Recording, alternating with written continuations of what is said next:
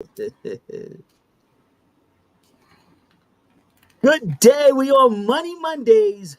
I'm Jeff, financial advisor, strategist, cash value life insurance enthusiast. And on Mondays, I have the opportunity to interview a dope financial professional.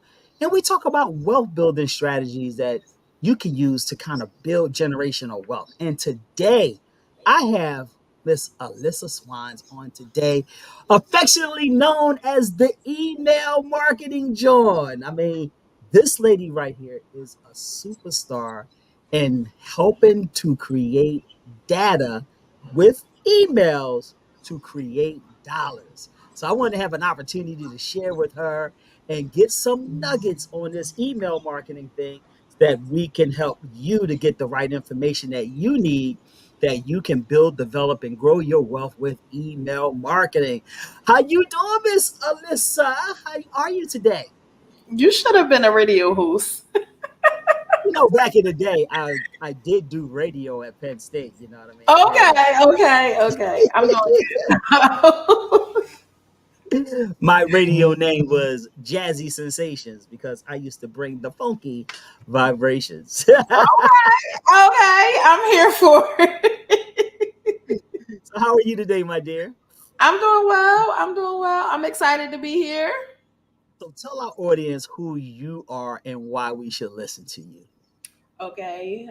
I'm gonna start why you should listen to me first. Okay. You should listen to me because I've helped businesses generate over $100 million in revenue using just data alone, being able to understand who is your customer, what are their shopping behaviors, and how they like to spend their money, essentially. And so a lot of people call me the email marketing Jawn. My name is Alyssa Swines. And I'm from Philly, of course. And I Hey, love reading data. so you are the data reading queen specialist, turning that data into dollars using email marketing. Did I hear you correctly? You said you help business earn over $100 million Yes. using email. Yes.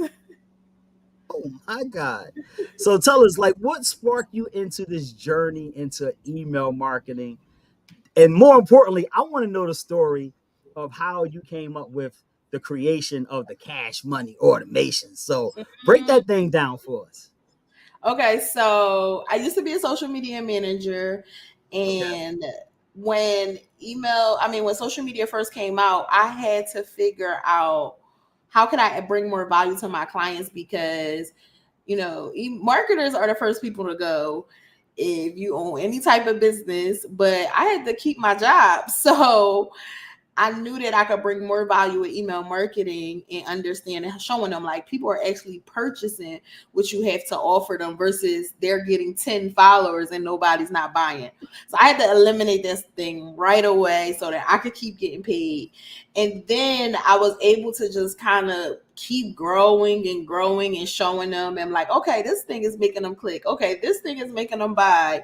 And it also helped the clients to actually develop products based off of what they're replying back to with text messages and emails because we're having conversational pieces with them.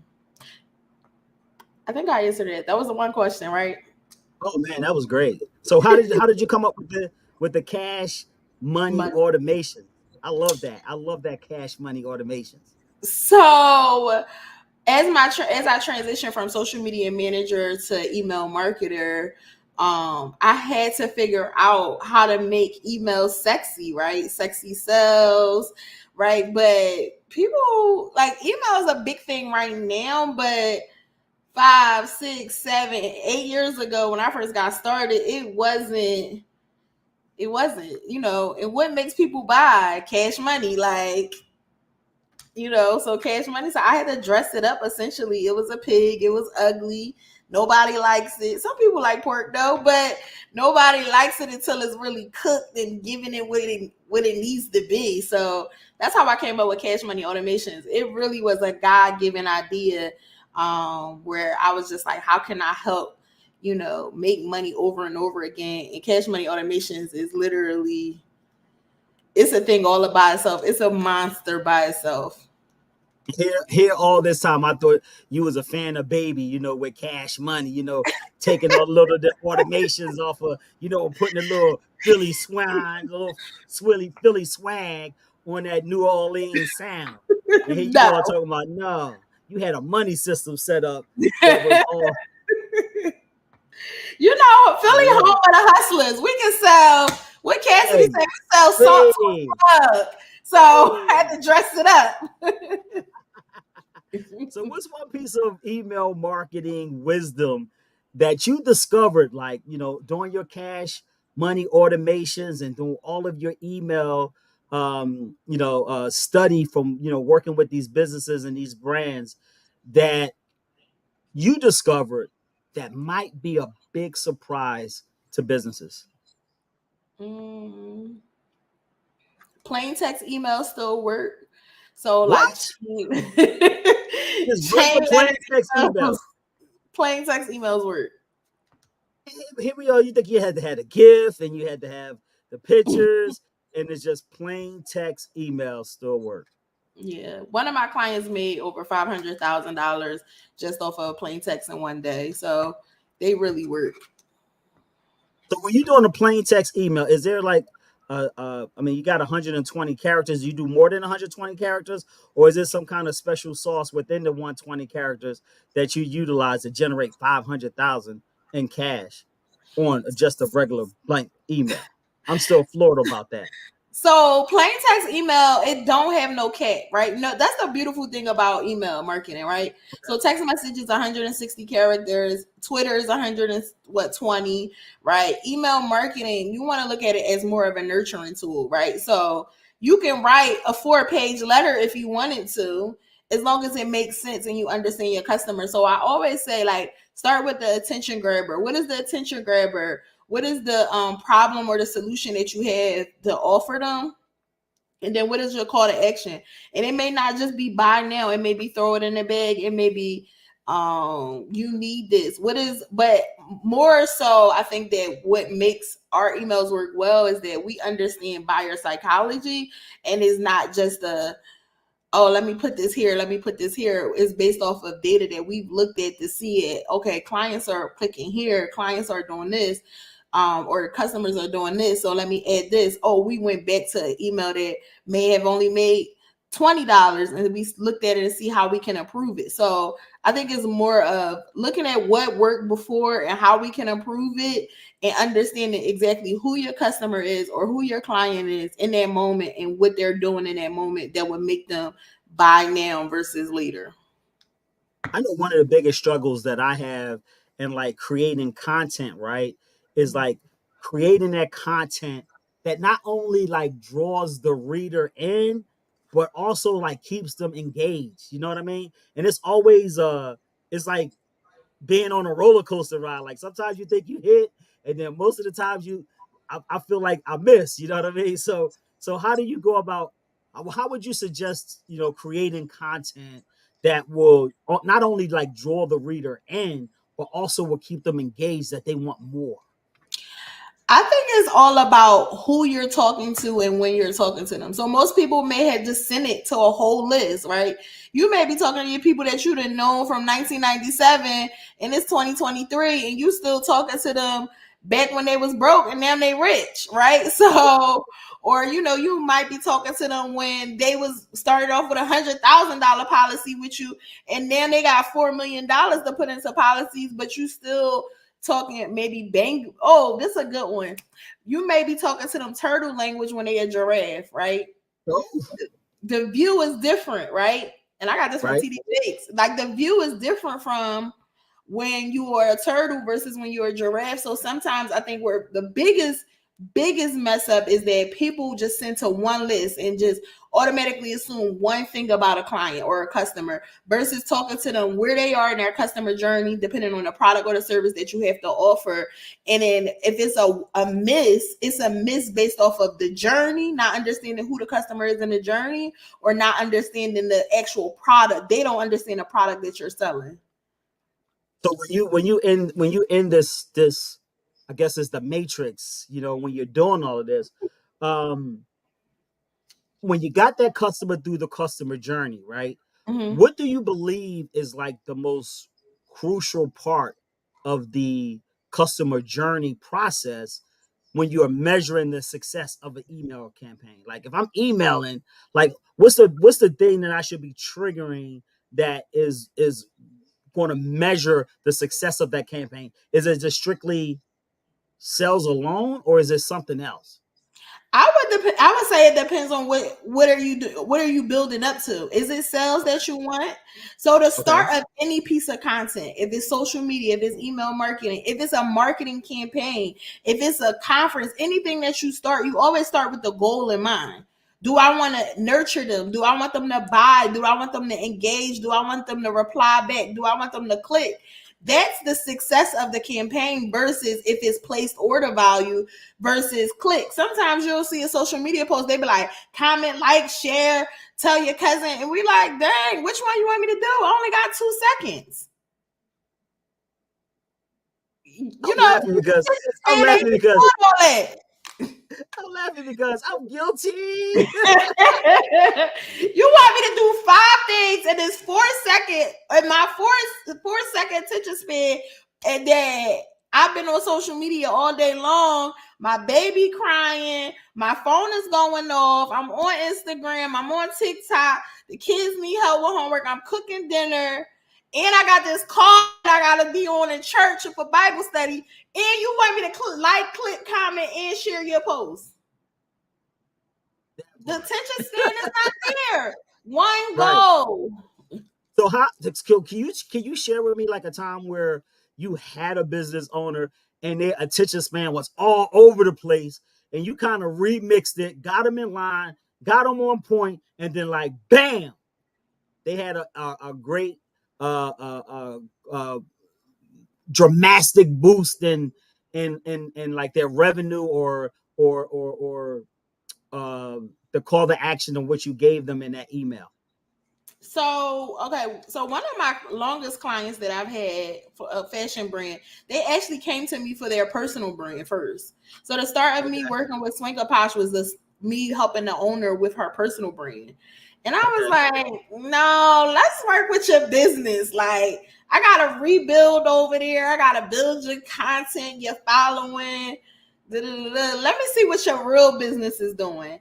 And they were still on MailChimp, and it was like 2018 or 19 when we first got started, and they were still on MailChimp. And I basically showed her like, this is what you can do with email marketing. They were already doing 6 figures a month alone, and we were able to scale that brand to multi 8 and 9 figures from continuously working through campaigns, continuously learning a customer, understanding a customer, stalking a customer where they are. So literally they went in for one put completely opposite thing. They wanted to build a second business.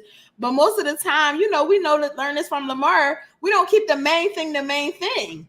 We want to do 10 different things and not focus on the one common goal that we have, is to ultimately build the bread and butter that we've been living off of the last 5, 6, 7 years. We want to grant y'all to do the other thing. So I think that we all have multiple goals, but when we break them down, I like to break them down by quarters. Like, what's that one thing? Is it brand awareness? Is it sales? What's that one thing I want to go hard in this quarter or over throughout the year, and break it down into that quarter thing?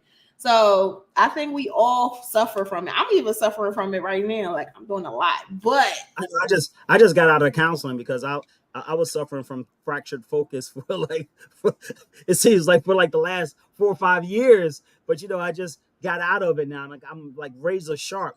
One of the things that I'm doing right now is is building this community. And you mentioned something earlier. Like we got this community of cash value wealth builders where we teach them how to leverage life insurance to not only replace their income but also to use it as a tool to buy assets that produce passive income. And one of the things you mentioned earlier was you said, you look at the data so you can stalk them. And like, what do you mean? What do you, can you talk a little bit more about that? Because I think I need to learn or farm out some some stalking tactics, to kind of like make the messaging of this community a little bit better. Can you share a little bit more about what you mean when you talk about stalking the client or the So what I customer would rather? do, so what I would do is I would take maybe the top 3 to 5 people that may be already tuning into these continuous lives, the conference, everything, the top 5 people in your community, and I would take their information. I would look at their social media profiles.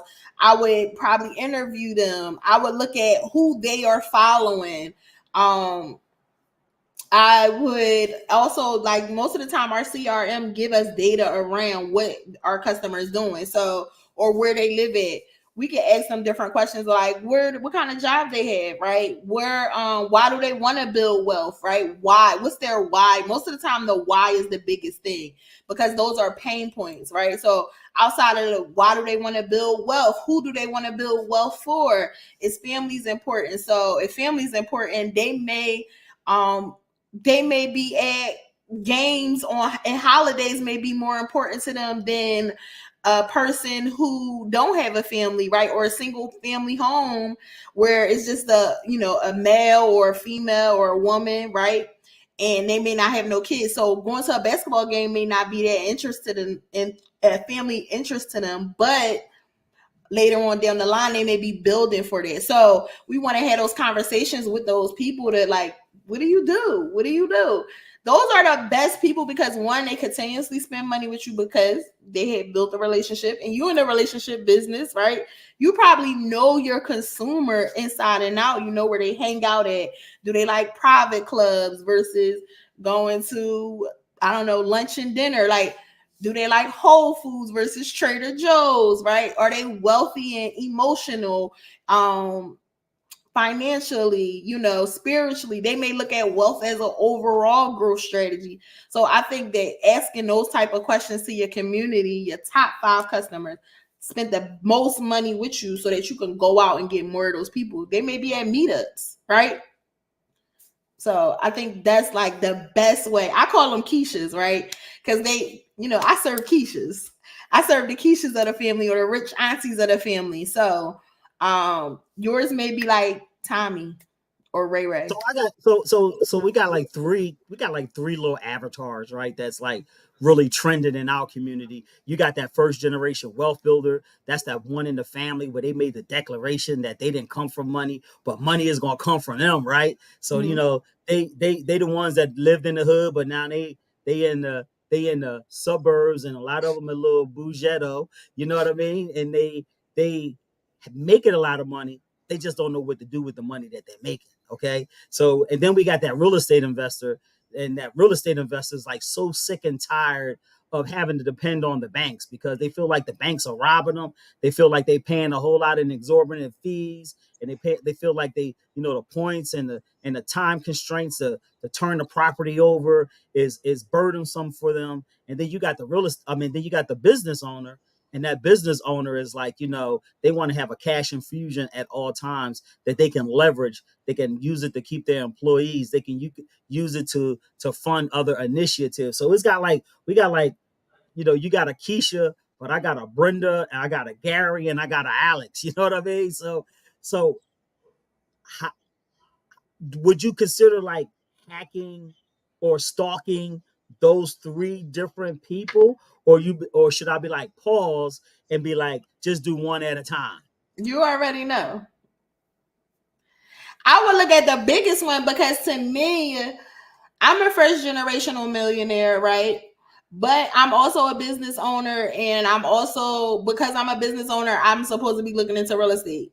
So I might be all 3 of those people in one versus me going after 3 different people. The only way that I would go after maybe one other one is if the other one had more value in terms of how much revenue they bring in. So maybe Gary may be a 54-year-old real estate investor and he's looking, but in my mind at 54 he might be already, he might already have policies in place and already have that one per financial advisor that he always stick to. So it may be harder to turn that type of person over, but to me it may sound like you have all 3 in one. Okay, so I'm gonna remix this and because I think sometimes like that's be the biggest frustration sometimes is like catering these messages to these three different types of people. Um I've gotten it down a little bit, but I need some more refining. Hmm. So I know that's gonna be one of the things that I'm gonna be soliciting your services for to help me to narrow this message gap because I think that's a lot of times where I think we suffer from that fractured focus is because we need to fine tune the messages that we have going out right now, and that's one of the things I've been constantly doing is like working on the messaging and for that particular avatar, that demographic that we're looking at.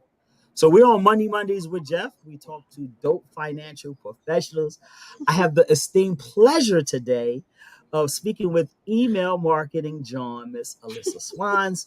She runs a thorough, fun, energetic agency, where they all about, those cash automation and cash money automations and turning data into dollars, which I like so much with the specialty of email marketing. So one of the things, AI is on the platform right now, and a lot of people are generating, a lot of emails and utilizing AI. What's your take on AI? I love AI. You love AI? That's Bay. That's Bay. I mean, is that AI Sixers Bay or is that AI artificial intelligence Bay? Because we had AI before AI. You know what I mean? It's both. It's both. Is it both or is it both? It's both of them. It's both of them. Okay. It's both of them. So what is it that you love about AI, especially as it relates to email marketing? I think it's a great thinking partner, right? So sometimes it just kind of helps me like think through like my thoughts or narrow down on my avatar, right? So we actually had a client, this is actually a great example of how we used it. We Okay. had a client who came to us. They are more of a like a Lux, they serve more of a Lux clientele. Okay. They are their average order value is about $500 to $600 a unit, and we were talking to them like they were Keisha's, but really they Laura's, right? And so I was talking to ChatGPT.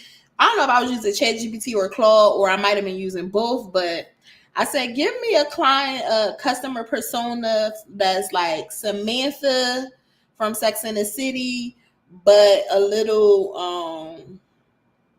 I want to say maybe Tony from Girlfriends. And it broke down like, okay, she's a professional woman, she's bossy, she's this, she's that. And then as I started to notice the different breakdowns in terms of like material things that it like, one of the things that it stood out to me, it was like, I was like, you know what? We've been talking to them like they wear New Balances, right? The 574 beat up Johns versus the Chanel girls. They're actually women who wear Chanel. They shop at Saks. They don't need a sale, right? They don't care about Nordstrom's one sale of the year, the yellow sale. So it actually helped me fine tune the messaging and understand the customer avatar based off of where she is, where she shops at, if she needs a sale or not. And I was able to mix what is it called, personalities to help me understand more of my avatar. So I love AI for that specific reason, and we seen literally a uptick in the revenue from people who were already on the list who never purchased within the same 30-day period that we was able to actually turn over that messaging. Wow. So you got AI. Do you see any other like future innovations that's on the foresight that you foresee is going to help to enhance your job, as the email marketing John? So one of the things I think AI is going to start to kind of, and I think it's probably already out. I just don't know about it, but it can probably start to like shut off automations and ads and stuff based off of like click through rates or based off of how well the ad is performing or something like that. I think that would be dope. It's just rules, right? We would have to just That set would up. be kind of dope. it would just be certain type of rules that you would set up, or high performing content or something like that. Because essentially, like, that's the only thing that I can see, like, AI. If anything, I think it enhances my job. It will help me catch different things like that. It'll enhance my job. So I think I look forward to seeing something like that. That would be kind of dope, though. When you got that high performing ad, it automatically kicks in and just throw some more gasoline on it Yep. so that baby could keep on rolling. That would Yep. probably that would probably really, really, really be dope. Um, but then social media find a way to slow and mess the algorithm up so that wouldn't happen organically. You know what I mean? It wouldn't be automatic. You know what I mean? We They'll do wouldn't something be to they'll do something to marketers. break the cycle so you had to start all over We with the wouldn't be advertising thing. marketers if we didn't have to start all over. It's a part of our Too many crickets, I tell you. So, job. what is the thing like um the most challenging part when you look at your job, when you look at your opportunity, when you look at your creativity? What's the thing that is sometimes the most difficult, the most frustrating thing for you? Um, you know, helping a client with email marketing. Mm, maybe the client not understanding their customer. Okay. And I think that's So what have you ever had a client that come to you and they had their avatar, they was all ready to go, and they might have had their Keisha, their Tom, and their Joe, and it was just like, that wasn't the avatar thing, it was something else. You ever had one of those something else moments where you just were like, yo, this is becoming really, really challenging? mm, not really. Okay. Maybe software challenges, but like not with marketing. The only thing is that maybe when customers or clients don't know how to sell to their customer, that's why we really only work with people who've already, and I think it needs to change a little bit, but we kind of already work with people who already are making six figures a month or more, because they understand their customer, so they are Okay. able to attract the lead. Because the biggest thing for emails to work, or any funnel or any automation at the work, is that you need to already be bringing people in, and we can't retain people if you ain't attracting people. So I think that that's the biggest thing, and I think that's with most businesses. They really don't understand a lot about their consumer until maybe year 4 or 5 of their business. And being on in the internet, it sounds so easy, but it's a lot of fine tuning that has to happen consistently. And it's a daily thing. It might be an hourly thing or a monthly thing. What do you mean it sounds so easy on the internet? Everything sounds so easy on the internet. Just send this email. We done ran down 6 different parts through an email, to an anatomy of an email. And everybody just like sent. I heard I need to. They call me up, but listen, I heard I need to start sending emails. And I'm like, all right, cool. How much money did you make this month? I made my business, it's all that. So it sounds good, but you have to really understand your customer. You understand your data of your customer so that you can make the money. So I know one of the frustrations I'm having right now, currently, right, is that they recently did that switch with the emails where you had to go through this new framework. Like all of the email providers had to go through a framework, and it seems like even the people emails that I receive now, like all of them are in junk folders now. Like they go straight to the junk mail folder. So I'm even having clients that I'm like, that was on my list, and I'm sending them things down, and they're telling me it's going right to the junk file. So I'm like, have you experienced any of those kind of things? And do you have any kind of like remedies for like how you can cure that? So if you're sending over 5,000 emails, you have to do that DMARC thing. But my email's going in spam right now. it's like a continuous IP warming that always has to happen. So send those plain text and emails, ask them to reply back to their email. It's like a continuous thing that we're always doing. And You recommend that monthly or more frequently? I would probably do it. I think in our agency we do about every 3 weeks. Like there should be a series of 5 plain text emails going out to just rewarm the domain, asking the client to reply back to them, sending those like short stories to really like have conversation with the customers just to always make sure, because anything can put us in a, you can write in all caps, right? Your file can be too, or your graphic can be too big, right? It can seem spammy. We have to remember that it's bots checking this stuff. It's not actual people that's saying, "Oh, it's just Jeff, the wealth builder. Don't let him in. He got VIP." They like, hold up, Jeff trying to sell something. He talking about how much money you should be putting into this policy. He got too many zeros on the back of this number. This going to junk because we never heard of him. So, it's always, good to tell people to store your emails, save your emails. It's not a one-time fix cure-all thing. So I just think continuously send plain text, reply back emails, stuff like that. That's what's up. That's what's up. So that leads into the next thing I want to talk about. We having this fantastic conference that's coming up April 19th and 20th in Philly. It's called the Yeah. Cash Value Wealth Builders Live Conference, where we're going to leverage life insurance for income replacement and also as a tool for asset acquisition. And I know one thing, we're going to be doing these seminars and these conferences on a more continuous basis. And I want to put the plug in right now that you're going to be a part of our next one that we have.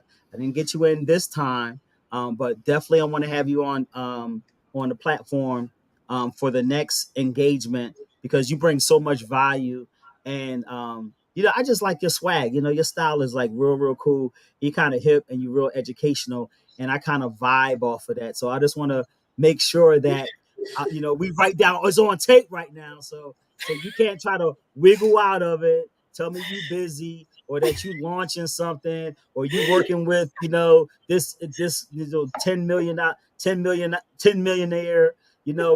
That Diddy ain't got you working on an email campaign to try to fix his name up, or You know Beyonce ain't got you working on her next country album. So I want to put my plug in early, right now, that we gonna get you in on the next one, which is probably going to be sometime in the lateral part of the year. Oh my goodness, my So mouth. say yes, so I can move on. First of all, I'm laughing because this whole interview, because yo, this is like my uncle, and I just can't take him serious because all he do, like he's telling the truth, but it's such a weird moment for me to take it all in. But yes, I will. Of course, I'll be there. I'll be there. I can't believe it's in 18 days. I looked at my phone like, dang, 18 days. It's running up on us quick, man. So you got to But go. You got to go out and get your ticket today because today we had a special. It was like 10% off your ticket. The day is yeah, the last day. The prices go up tomorrow. So make sure you get your ticket today. The day is yeah. the last day. You can go to cashvaluewealthbuilders.com, get your ticket, use the code CVWB. So happy and grateful to get this community off and running, so that we can be, and I'm going to be using my girl going forward because she's going to help to make sure that from an email perspective, we're going to have that as an ingredient as we build the premier financial education conference in the world.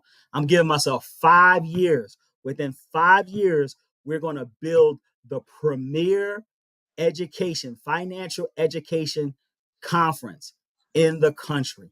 It's going to be the Cash Value Wealth Buildings Conference, and people are going to be leveraging their money. They're going to know how to make, because you know how to make the money.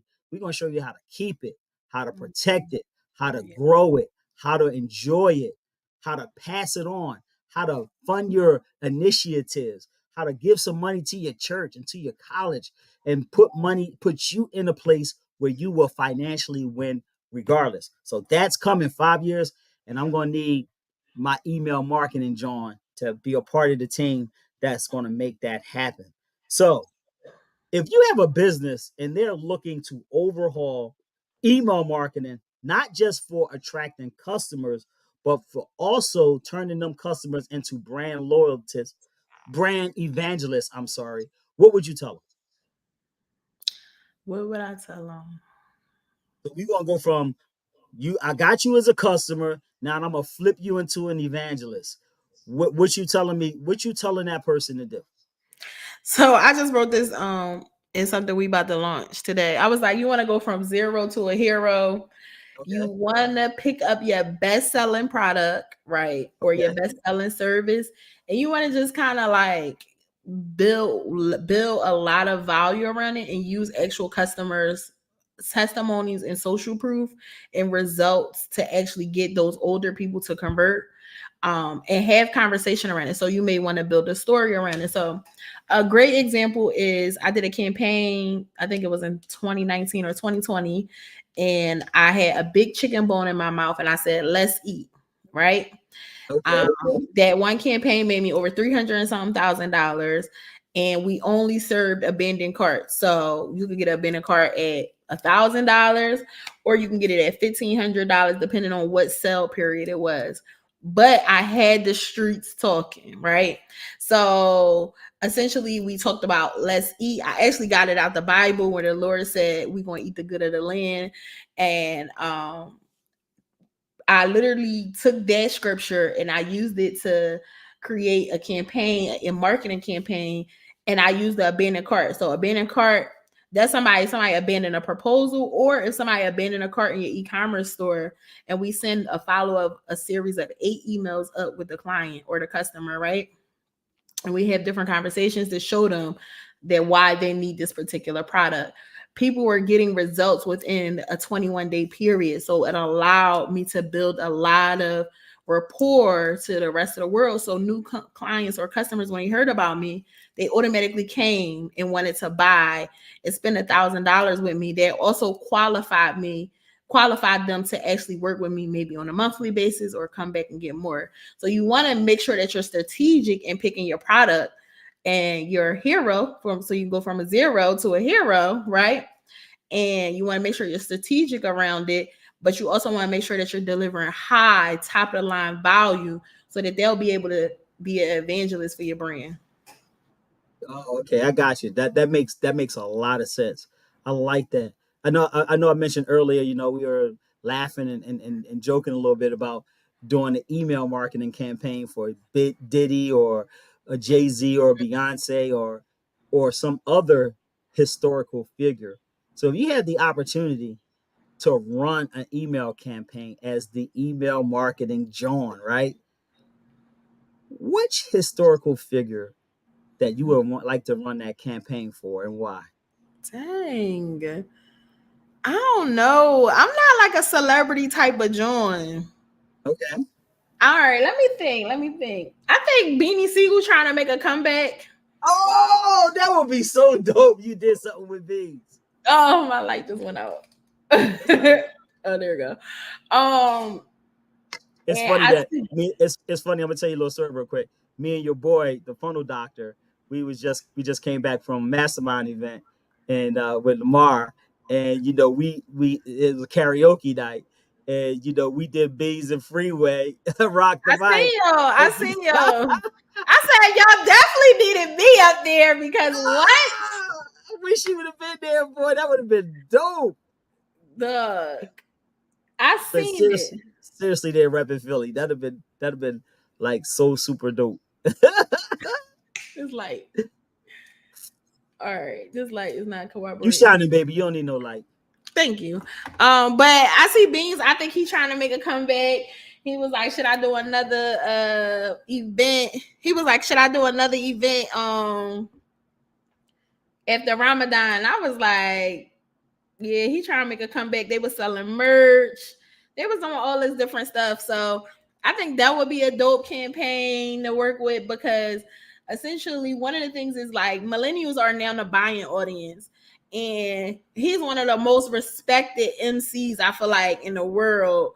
in terms of like they know how nasty and gritty he could get. So I think that he definitely has that world influence where I can see a lot of people like come into the store in terms of being able to attract a bunch of old people and customers and stuff like that, and actually taking them through down memory lane. So I would do like a campaign around like, you know, some of his biggest hits, and maybe when he was when him and R. Kelly had that thing when he was locked up and he was still shooting from the jail. Like I would do different stuff like that, and to bring them back and to actually sell, because he got merchandise. So to sell merchandise, I think that would be a dope campaign. But yeah, I'm not really a celebrity. Celebrities call me, but I don't never be like a little starstruck. I just like the budget.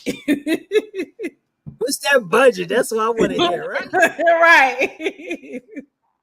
What are some of the common email marketing mistakes that you see, business owners making, and how can they avoid them? Not emailing enough. When you That's say one. not emailing enough, like you get so many different things about emailing enough. Some people, some people subscribe to the Grant Cardone, you know, email them every 32.8 seconds until they opt out of your list. Then you have some people that say, you're supposed to email, 3 to 5 days a week. Like, what's your take on that? I say, so this the thing. I'm not against Grant Cardone emailing every day, right? But is it segmented, right? And I think it needs to make sense it needs to align with what you're actually doing. So if you send an email every day, if you send the email every day up until your conference, you have a goal to reach. Like, I'm not mad at that. But if it doesn't really align, then I wouldn't do it. Okay. So I like a minimum of 3 times a week. 3 times a Um, week minimum. Okay. minimum. Like you not selling nothing, you still want to be top of mind. You still want some referrals. You still want a couple of things coming in. You still want that thing, right? But if you want a campaign, you about to get this email every day. And if you don't unsubscribe, your kids gotta unsubscribe. Like, somebody gotta unsubscribe. So I think it really depends. And making sure that you having that right conversation that aligns with the customer journey is super important. So not emailing enough. Is there any other mistakes that you see business owners making as it relates to emailing? Not emailing enough. They just keeping it salesy, no conversational emails. One of the things that we've been doing, we work with a clothing brand. We've been having conversations and short stories, like kind of like back in the day, like with True to the Game and Zane books and stuff like that, and just getting people to like be on edge, waiting for the next series to drop. Like the thing is that email is only like 18 to 20 years old. So it's like people are just now getting. That was also one of my predictions, is that people are going to start taking their email addresses more seriously soon. But people are just You now think they under. are? Yeah, yeah. Interesting. I think that they're going to start taking it more seriously. Like, I'm not giving you my email for that. Because millennials and Gen Zs and people, we got boundaries.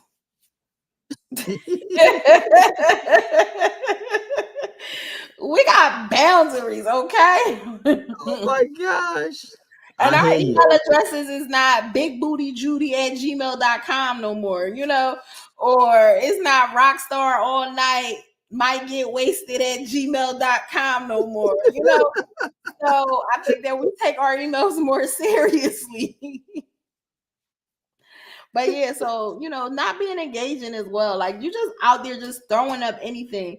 You also are just taking an email from ChatGPT and just sending it out and just saying, "Oh, I sent the email every day and it didn't convert." But did it have the value that you actually had? Did it have your stank on it? Right? Like, did it have your personalization on it? Think through stuff. Like people are just putting stuff out there in the world, and because of all the scammers and jammers, nobody is not taking anything seriously no more. That's why they're not going to be giving out their email. Cameras are messing it all up. I tell you that much. Um, so and on that, like getting the email, right? Mhm. So here's a scenario for you, right? Brand new business, just getting the start, just getting their feet wet right now. They're looking at email marketing. They know they got to do it. They like, okay, how should they start to really get a list that they can really segment and market it to? Like, what would be the first thing that this new business should be doing to incorporate email marketing into their strategy? Like, what's some of the things do you know they could be doing building a list from the ground up? Give value, deliver a value, make people want to follow you. I think that, some people, because of this whole thing with TikTok, some people are like trying to figure out how to can I build lists. Like, you've been giving away all your value over there on TikTok for absolutely free. I would create a vault of my library, my content that came from TikTok. To get access to it, you'll be able to get access to my top 10 videos. I would give you a vault of a link for you to watch my content unlimitedly. So I think that you need to give value, lead with value at all times, serve the people. That's one of the things that is one of my missions, values in our business. We must serve the people first. Serve the people. Stop giving away trash information. Mm, Lord knows I be seeing some trash information. Whew. Especially on that index universal. Like, okay, I'm not gonna get there because they get on me. They say I talk about that too much, but that's a lot of trash information that people are out here spilling, and people are making big financial mistakes buying trash products because they heard trash information. But I'm gonna leave that alone. Okay, got me on a soapbox, and now I got to get off of it. I got a fun question for you. You stranded on a desert island, right? And you got 3 emails. You got an email segment list, right? How you gonna set that thing up to get you off that island? Mm. I'm probably going to create a segment of my top spenders and ask them to donate to my GoFundMe account and send it out to their networks to send. Do they have a jet that they can send to get to me? So I'm gonna create I a high love roller segment. That was a bomb question. it. I love it. That was a bomb answer. Yeah, I'm gonna just call up my high rollers because they're the ones that got money and they don't mind giving it away. Any question that I should have asked you tonight that I didn't? Mm, I don't know. This was fun. It We felt gotta like do a it again. regular conversation. It felt like We a gotta do it regular. again. But we gotta have you live and because I think people need to experience the magic of the email marketing, John. You know what I'm saying? This wasn't a magical moment. It was I said they need to experience it live. Oh yeah, yeah, yeah. They need to be able to feel your energy as you are navigating, slapping people and making sure that you are giving them the right content, the right swag in those emails, and then you show them the process of how you light it up. You know what I mean? So I think that is that is a beautiful thing, and I want to commend you for just being on the forefront of like analyzing this data because it could be a very challenging thing as far as a lot of business owners. A lot of business owners are intimidated by the data because they don't know how to effectually, read it and internalize it so it can make it so they can strategize around the data. I know a lot of frustrations happens because the data and the things that the matrix that are measuring the data is often changing, and that could be a frustrating process within itself. So I just want to thank you for being on the forefront of all of that and really, utilizing your gift and your talent to kind of make this fun. Because as business owners are having fun with making this content and utilizing this email as a strategic approach, they're starting to get more proactive and incorporating it in with their strategy. So I want to thank you for being on the forefront of that. I know I've learned a lot from you. I've been stubborn in some areas that I'm going to stop being stubborn on, because I think that as it relates to this your jam right here. You know what I mean? And sometimes when people are in a jam, you just gotta let them jam. You know what I mean? You just gotta have a little bit of the basics, and you just let them jam. Like, this your jam. Go ahead and run your jam. Yeah, And yeah. email marketing, John. I hope Baines do give you a call, because that would be like some super dope kind of. I know you will put together a campaign that'll be like hilariously funny and seriously profitable. No, definitely. Definitely. My one thing I think, as you were talking, one of the things is, if I could leave people with anything, is that not only is data your dollars, but never stop learning your consumer. I think that's one of the biggest things in it, and it's all it goes across all marketing. Like, it's not just emails, it's your content, it's the way you even strategize your business for the year. When you understand who your buyer is, where your buyer is, where they're hanging out at, you will get more repeat customers. It's cheaper to keep her. It's cheaper to literally keep your consumer and talk to them and caress them and tell them why you love them than to go out and acquire 10,000 more new customers when you got 10,000 ready to buy right now. But just because you didn't follow up with an email, or just because you didn't call them up, or just because you didn't say hey and let them know about a new product, they not spending no money with you. Just because you didn't educate, you didn't do the due diligence in your business to educate your consumer that you're going to build wealth from, that you're going to build to sell, that you're going to put the extra cash into invest in real estate, all the things that we are creating these businesses for legacy and not just word of mouth. This is learn your consumer and serve them to the highest capacity. That was a bar right there. And we're going to end on that note with the email marketing, John. Miss Alyssa Swans. Thank you, thank you, thank you for being on Money Mondays with Jeff, where we help dope financial professionals. Well, we bring in dope financial professionals and business owners, and they give us wealth strategy. So we hope that you provided some awesome nuggets tonight on using data to get those dollars that was is going to help to build your wealth, that you can keep it for the next generation. So thank you for being on tonight's edition on Money Mondays, and we will see you next Monday with another host. I mean, another guest. You got me all mixed up now, girl. With breaking all those things down. I felt like you was screaming at me the whole 53 minutes that we've I been was on. So not. I'm gonna go back. I'm gonna go back and decompress. Get these paint over these gray hairs that miraculously just appeared on my head tonight after this great conversation. But I am so happy and so grateful just to have you in my circle, to be able to fellowship and be able to vibe with you, be able to talk with you and share and learn from you.